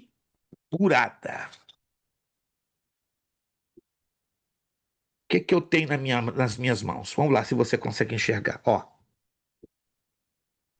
2 canetas. Highlight. 2 canetas. Elas são exatamente iguais? Não. Não. Essa caneta é para fazer o highlight, para sobressair. Essa é para escrever. O que existe de comum entre essas 2 canetas? Demarcar, escrever. Escrever. Eu posso escrever com essa também, ou não? Mas essa aqui é de uma maneira que eu vou escrever fazendo a marca. E essa aqui é o para redigir. Então, essa é uma figura. Que figura domina esse versículo 9? Uma metáfora. A porta. Metáfora. O que é uma metáfora? Duas coisas totalmente diferentes, fisicamente falando, mas que entre elas há uma correspondência, há uma semelhança de funções. Anote isso aí. Metáfora. Duas coisas, ou uma coisa e uma pessoa totalmente diferentes, mas entre si O há uma resultado é o mesmo. correspondência, há uma relação de semelhança de funções. Jesus é uma porta literal? Não, irmãos. Jesus é feito de vidro? É feito de Não. metal? É feito de madeira? É feito de aço? Não. Uma porta literal é feita de madeira, correto? Pode ser de metal, pode ser de vidro, pode ser de qualquer outro material. Mas por que aqui Jesus diz Assim eu também sou a vai porta? dizer, eu sou o caminho, né? Entra a porta Mas vamos ficar na porta. Não vamos pular para o caminho porque fica complicado. Vamos por etapas. Vamos trabalhar sempre passo a passo. Por que aqui Jesus coloca eu sou a porta? Vamos lá, isso aqui é importante. Qualquer que entra no reino através de Jesus. Alguém está com o áudio aberto, está criando uma interferência no fundo, eu não consigo ouvir mais ninguém. Agradeço, obrigado. Fale, Kelso, por favor. Qualquer que entra no reino através de Jesus é salvo. Sim, mas qual a razão da porta? O irmão ainda não me explicou. A explicação sua é boa, é teológica. Agora eu quero uma explicação na questão da metáfora. Por que Jesus aqui é colocado como porta? Porque pode entrar através dele. Note, porta é um instrumento de acesso de um lado para outro, entre dois ambientes. Ou estou errado? Quem tem na sua casa a porta? Tem várias, meu Deus. De entrada, para que ninguém se engane, só tem uma, né? Da sua casa pode ter duas entradas, a da frente e dos fundos. Mas como eu moro em um condomínio, só tem uma entrada. Claro, tem condomínios que tem duas entradas. Agora, no meu caso, só tem uma porta de entrada. Mas eu tenho várias portas dentro da minha casa que me dão acesso. Ó, a sala, a cozinha, ao banheiro. Alguém está me acompanhando? Então, porta é instrumento de acesso. Jesus é colocado aí como porta por quê? Porque ele é o acesso entre Deus Pai e a humanidade. Anotou? Se não anotou, você perdeu uma oportunidade de milhões. Jesus é a porta, porque ele é o acesso entre o Pai Celestial e a humanidade. Rapidinho, porque já são 10h09. O ladrão vem somente matar, roubar e destruir. Eu vim para que tenham vida e a tenham com abundância. Aqui, a interpretação é simbólica, figurada ou literal? simbólica. Literal. Essa é a função do ladrão. O ladrão manda recadinho. André, vou na sua casa amanhã tomar um café.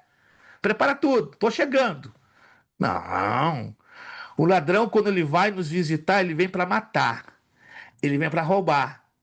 Ele vem para destruir. Alguém está entendendo, gente?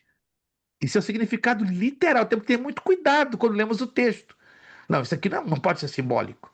É literal. É o pé da letra. É o que exatamente significa o texto em si. E o versículo 11. Eu sou bom pastor, o bom pastor dá vida pelas suas ovelhas. Qual o significado aqui? Simbólico, figurado, literal? Simbólico. Simbólico. Essa é a grande diferença. Jesus era pastor? Sim ou não? Não. Aonde você me prova na Bíblia que ele apacentava ovelhas? Literalmente falando. Cuidado. Isso dá margem a perigosas interpretações. Mas no contexto assim do mestre, né? De um guia, não entra Sim, nessa. mas entenda bem, no sentido da interpretação, Jesus jamais foi pastor. Mas na simbologia, sim. Na simbologia, não na essência em si. Entenda Sim, isso, André. Na essência literal em si, ele nunca foi um pastor. sim. Em nenhum texto da Bíblia vemos ele apacentando ovelhas, cabras, Tá carneiros, certo. cabritos. Entende? Isso tem que ser levado em consideração. O que é um símbolo? É algo que aponta alguém a uma função que ele, na verdade, não exerce ou que não vive. Oh, Jesus não era um pastor de ovelhas, falando literalmente, mas Jesus toma o símbolo de pastor. Por quê? O que o pastor faz? Guia, orienta, alimenta, apacenta, dirige. Concordamos com isso ou não? Isso é chamado símbolo. Então No prepare-se, caso, vai irmãos. entrar no Salmo 23 também, isso aí. E tem dezenas, irmão. Irmão, tem dezenas. Salmo É. 23 é só um. Entre mais de 695 exemplos que tem de Gênesis e Apocalipse. Mas aonde eu quero chegar para terminar? Nós temos que identificar, quando nós estamos lendo a Bíblia, estamos lendo o texto, façamos a seguinte pergunta: qual é a interpretação deste texto? Simbólica, figurada ou literal? E por muitos não saberem, estão trocando a interpretação. É o que fazem os testemunhos de Jeová. É o que fazem os mormons. É o que fazem os adventistas do sétimo dia. É o que fazem as falsas religiões que estão manipulando a Bíblia. E, infelizmente, está acontecendo demais nos púlpitos das nossas igrejas. Próxima aula, eu quero que você leia o restinho aqui da página 3. Paralelismo e correlação. Leia também a página 4, a página 5, 6 e 7. Então, da página 3 à página 7. Isso, é o trabalhinho de casa. Nós não vamos ainda entrar nos exercícios. Não tem muito tempo para trabalhar com os exercícios. Mas eu preciso que você leia, leia e pega a Bíblia e comece a conferir texto com texto. Da página 3 à página 7. A próxima aula vai esquentar muito, porque nós vamos começar a entrar numa parte importantíssima. Nós vamos começar a estudar as leis dos contextos bíblicos, para depois, lá na frente, nos lançarmos nas figuras de linguagem. Amém, irmãos? Já passamos o horário. Irmãos, quem percebeu que essa matéria é de uma importância gigantesca? Alguém aqui já percebeu isso? Só nesse comecinho, ela é gigantesca. E sabe que dói aqui dentro no meu peito? Mais de 80% dos líderes e pastores nada desta matéria conhecem. Por quê? Não lhes foram ensinados. Essa matéria só é conhecida geralmente em escolas teológicas, em faculdades teológicas, como humildemente estamos aqui tentando trazer um princípio. É só um princípio. E vamos chegar a 20% somente. E quem quiser ir para o médio em teologia, depois de fechado o curso básico, aí vai ter a segunda parte. A segunda parte vai ser feijão tropeiro, churrasco e vatapá juntos. Vamos Ah, aguentar? Fale, traz André, para tudo nós pra cá, fecharmos. pastor João, ué. Como é que é? Traz tudo pra cá já, ué. Não, não é assim tão fácil, André. Então, ó, não se dá churrasco para recém-nascido. Não estou querendo dizer que vocês sejam novos convertidos, mas na Ok, eu hermenêutica e na entendo. exegese, acredito que vocês estão começando. Concordo comigo? Estão começando. Então, para quem está começando, Estamos não dá engateando, para. né? Exato, não dá para jogar tudo, porque se jogar tudo, dá um. Mata, né? Dá surta em 10 segundos. Tá Gente, certo, eu muito entendo. obrigado. Pastor Claudiano, pastora Larissa, Deus abençoe, muito obrigado, feliz demais ter vocês. Próxima aula vamos ter uma aluna nova, tá? A nossa irmã Camila, que não pôde estar aqui. Pastor Francisco, brigadão mesmo, obrigado pelas suas orações, obrigado pelo seu apoio, obrigado pelo seu carinho, pela sua ajuda. Pensa no homem que é devedor a vida inteira à sua pessoa, eu. Tanto o pastor Francisco como o André. Ele sabe porque eu estou dizendo isso. Sou devedor do pastor Francisco e do André. Deus recompense o carinho de vocês. Ó, Deus, O coração de vocês é desse tamanho. Não tem explicação para determinar o tamanho, quantificar o tamanho do coração do pastor Francisco. Só depois eu vou dar um abraço do pastor Francisco que eu vou saber. Aí eu vou saber o tamanho do coração dele e o coração do André. Por abraçar esses dois homens. Obrigado, Ricardo. Irmã Fabrícia, que bom ver vocês, rever vocês. André, mais uma vez, brigadão. Irmão Kelson, continua firme, irmão Kelson. Firme, ó. Não abaixa os braços. Irmã Flávia, obrigado pelo seu carinho, tá? Fiquei muito emocionado com a sua mensagem, com o seu toque de coração. Tenho um carinho muito grande pela sua vida, pela sua família. Então, temos em oração sempre. E obrigado que a senhora também tem nos apoiado muito, muito, muito, clamando e orando. E vamos chegar em vitória. Irmã Gleice, com esse frio que está lhe matando. Que bom ver a senhora. A senhora me inspira, acredite. Cada um de vocês me dá uma inspiração tão diferente, né? Jonathan, Deus te abençoe, muito obrigado. Hoje eu não pude ver o rostinho de Jonathan, ele foi e voltou, foi e voltou, foi e voltou.